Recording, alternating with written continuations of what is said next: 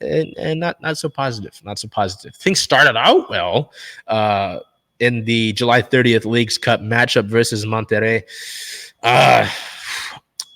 This was a do or die game for the Sounders in terms of Leagues Cup, but the circumstances that they would have needed for Seattle to advance there were some other ones where other things would come into play. Otherwise, Seattle, the only clear and decisive way that the Sounders could have advanced in Leagues Cup in this match against Monterrey is if they had won by a 4-goal differential, and they didn't do that. As you can see on your screen here, a 2-4 loss. Player of the game, player of the match, center attacking mid, not team captain. We'll get into that in a second. Nico Ladero. Nico, a 7.5 match rating, 1 goal, 79% passing, 2 shots in the match opening goal in the second minute off of a free kick just outside of the box. We'll get into it here. So leading into this match, Seattle knew that they needed to win arguably 4-0. 4-goal differential regardless. The last few trainings that they had leading into it, whether it be the ones at Starfire or the one at Lumen Field the day before this match, had been high intensity, high energy. The players, the vibe in the locker room was good. And they knew what they needed to do to win. And it looked like that. They looked like they knew what they needed to do to win. As 25 seconds in, Hector Moreno for Monterrey had a yellow card as the Sounders were on the attack, giving them a free kick just outside of the 18-yard box. Nico Ladero hits a strike in the top right corner. Monterrey goalkeeper Esteban Andrada didn't even move, didn't leave his feet to try and make a save on that. So Seattle gets a goal 2 minutes in. You're thinking, whoa, wait a minute. What's going on here? What is the Sounders team learning how to score and doing so off of set pieces? Something that they've been bad at for the last few years. And then 4 minutes later, Jordan Morris scores off a Leo Chu cross into the ball. Leo Chu takes advantage of some sloppy, lazy passing in the back line by Monterrey and gets a ball into Jordan Morris, who makes an uncovered run back post. Great header, sends it down as Esteban Andrada goes up for a save as he expected a higher header. Seattle's up 2-0 within 6 minutes. You're like, oh, wait a minute. They're going to do it. This is a, fairy tale kind of thing that, Seattle reignited themselves offensively, looked like the Sounders team that the MLS in general had come to loathe, had been called insufferable. And then they got a kick in the teeth. And then reality set in. And Monterrey scored the next 4 goals. In the 31st minute, they got one off some nice combination play as Monterrey had room and got a rebounded shot after Stephen Cleveland. We'll get into why Stephen Cleveland was in this match.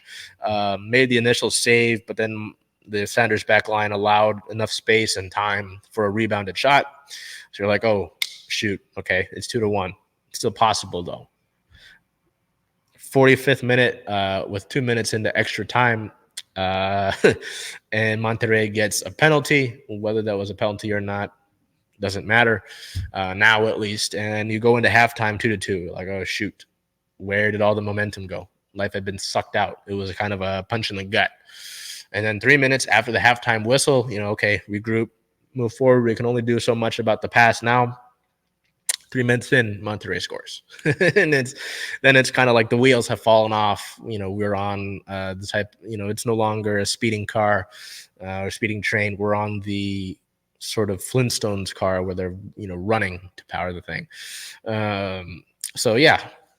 Monterrey scores 4 goals unanswered, and Seattle gets bounced. They now don't play a match until August 20th when they host Atlanta. It is really frustrating. To see this sort of thing.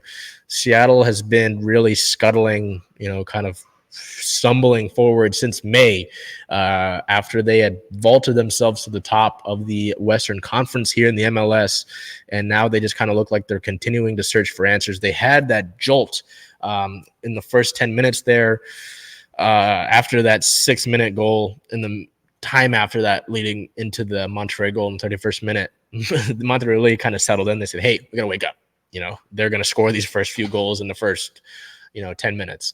There's a lot to think about here. In our write-up, we talked about it. What do you do in the short term and in the long term? Because in the long term, there's a lot of answers. A lot of questions that need to be answered.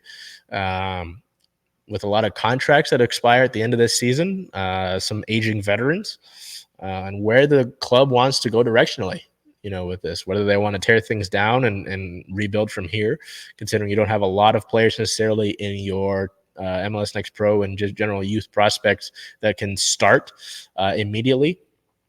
And in the short term, you still have MLS playoffs to shoot for. You still got the rest of the regular season to go. You are at 4th place in the Western Conference. You can find a way to climb higher than that. But with the way you've been playing, you arguably might slip even more. So, it's like I said in the weeks past with the Mariners, for the Sounders, it's going to have to come internally. There's nobody that they can bring in right now or call up, come off the bench that's going to really kind of give them a kickstart, and really give them a burst of energy. They've been generally strong defensively, not in last night's loss. Been generally strong defensively. It's just been their attack, and then their attack looked great in these first 6 minutes. What went wrong? I couldn't tell you. So, anywho, we get over to injury-related news here. On the 25th, goalkeeper Stefan Frei underwent a procedure to correct joint alignment in his finger. Frei began rehabilitation immediately following the procedure, and he's not expected to miss an extended period of time. So that was the reason why we saw goalkeeper Stefan Cleveland in this match. I know that Monterrey scored the last 4 goals unanswered, but I wouldn't really put those on him. He didn't get a ton of help from his back line and his team in general. So, as I mentioned, the next Sounders match is not until August 20th when the team hosts Atlanta here at Lumen Field.